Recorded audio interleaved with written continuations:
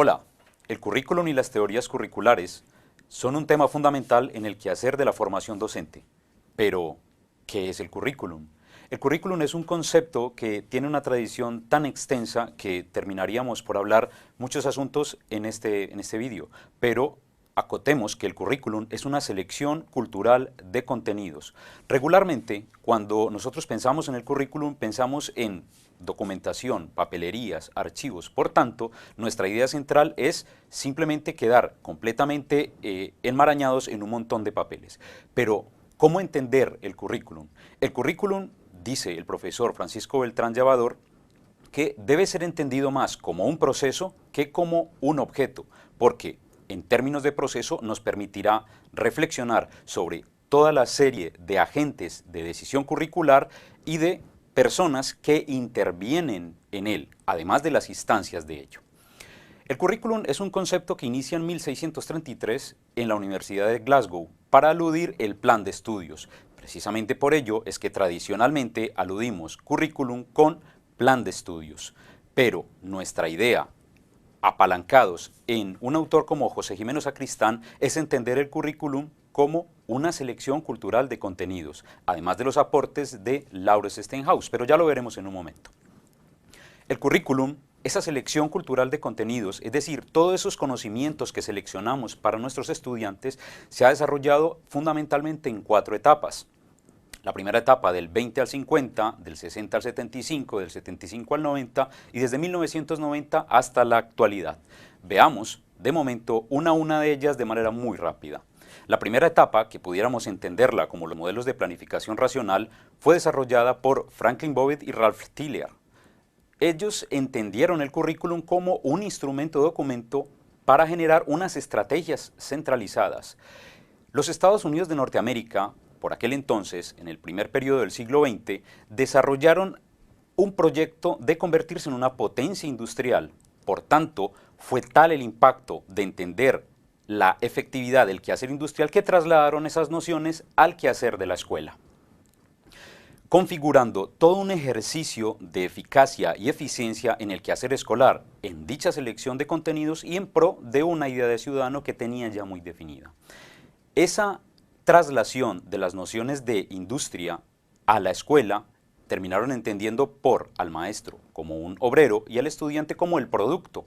Esto es, el currículum como objetivos o como selección y estructuración de objetivos. La segunda etapa, los proyectos curriculares o un enfoque práctico y de proceso, se la debemos a Schwab y a Steinhaus, que incluyeron al quehacer del profesor como un agente de cambio, término fundamental para el quehacer de reflexionar cómo nosotros los docentes hacemos parte de todo un esquema de selección del conocimiento. Para poder entender un poco más esto, refiramos los niveles de objetivación. Es decir, el currículum, no siendo un objeto, puede ser entendido en determinados momentos donde se objetiva. El primero es el currículum prescrito, que alude a las leyes como tal, normas, decretos, referencias legales que nos dicen qué debe ser el conocimiento y qué parte del conocimiento debe ser seleccionado. Un segundo es el currículum presentado, esto es los libros de texto, en donde el editor, junto con la ayuda de los autores, pueden presentarnos trozos de conocimiento y seleccionar qué partes son relevantes para un proceso de enseñanza de cualquiera de las áreas de conocimiento. El currículum moldeado es el quehacer de los maestros y de los centros escolares para seleccionar y ordenar el currículum que operará y que se entregará a los estudiantes. El currículum en acción es la labor docente por excelencia, es donde nosotros desarrollamos todo el ejercicio de entrega del conocimiento a nuestros estudiantes, es decir, esos paquetes de información, esos paquetes de conocimiento que entregaremos en ese ejercicio de enseñanza-aprendizaje. El currículum realizado podríamos entenderlo como todo el quehacer que recibe el estudiante y que por últimas termina convirtiéndose en ello. Y finalmente, el currículum evaluado, que tiene que ver con todos esos procesos de conocimiento de qué recibió el estudiante y qué en realidad fue lo que aprovechó de ese proceso de aprendizaje. Aludimos al profesor José Gimeno Sacristán como uno de los autores, entre otros muchos, que ha desarrollado estas nociones del currículum como práctica, como proceso.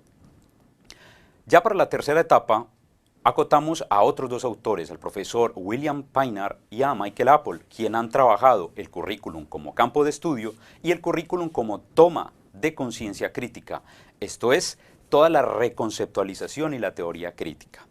La teoría crítica o las teorías críticas del currículum lo que nos han llevado es a introducir en la reflexión curricular nociones como ideología, como hegemonía, capitalismo, emancipación y alienación, esto es, los desarrollos después de la Escuela de Frankfurt que posibilitaron un ejercicio de entender cómo la sociedad aliena o emancipa y cómo la educación puede ser un ejercicio precisamente de liberación, de emancipación del quehacer de los ciudadanos a propósito del quehacer escolar.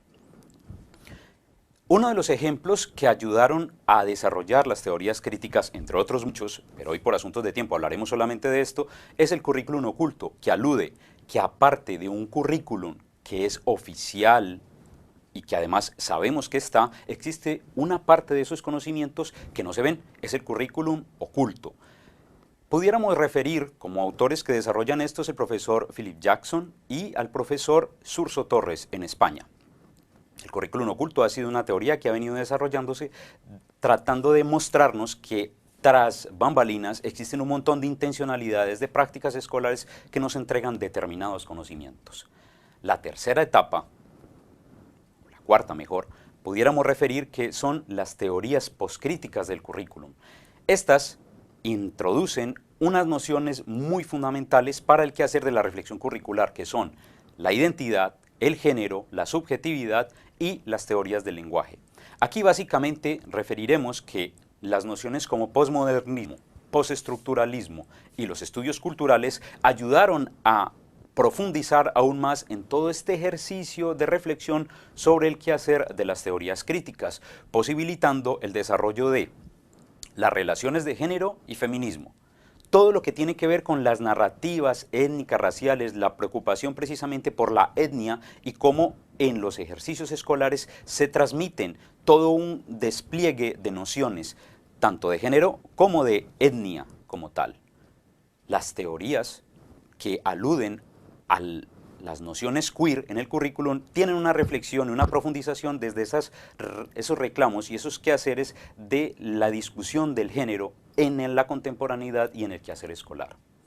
Finalmente, para este elemento de las teorías poscríticas tendremos al poscolonialismo y el currículum, que son las reflexiones precisamente de cómo la escuela y todo el aparataje escolar debe reflexionar, no solamente retrotrayendo lo que le viene de fuera, sino simplemente lo que le llega.